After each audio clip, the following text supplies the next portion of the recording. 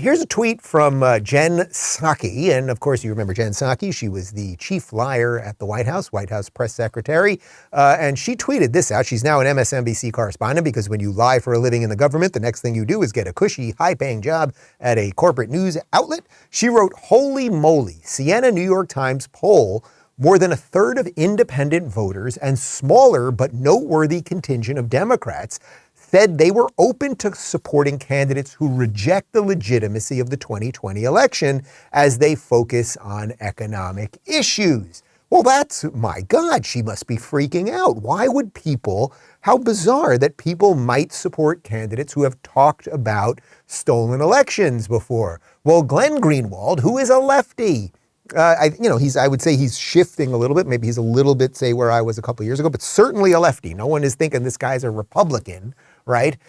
He had a thread about some of the things that Democrats have said, because Psaki's freaking out. Oh my God, how could people vote for people who would contest elections?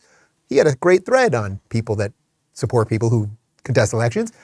Here's a tweet from Corinne Jean-Pierre back in, you're not going to believe this, 2016.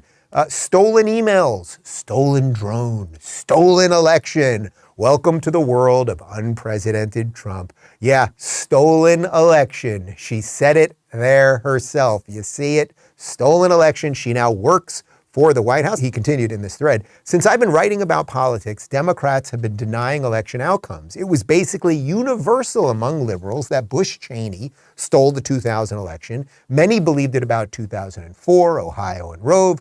2/3 of Dems believed Russian hackers converted Hillary voters to Trump." Yeah, that's true. It continues. "One of the most admired Democrats in the country," you guys know this one, "Stacey Abrams, refuses to concede her 2018 loss in the Georgia gubernatorial race, insisting that she is the real winner and that Republicans cheated to win. The media ignores this whole story when using election deniers." That really, of course, is the point. You guys also know that Hillary Clinton tweeted out during Donald Trump's presidency that he was an illegitimate president, and by golly, we've even got video.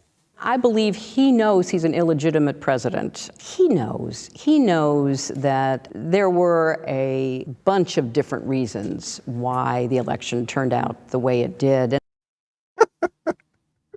Like in retrospect now, listening to that and that so many people bought into it, he knows he's illegitimate. There were a bunch of reasons. I don't have to get into the reasons, but there was a whole freaking bunch of them. You know, there was a lot of them. What are we doing here, eh?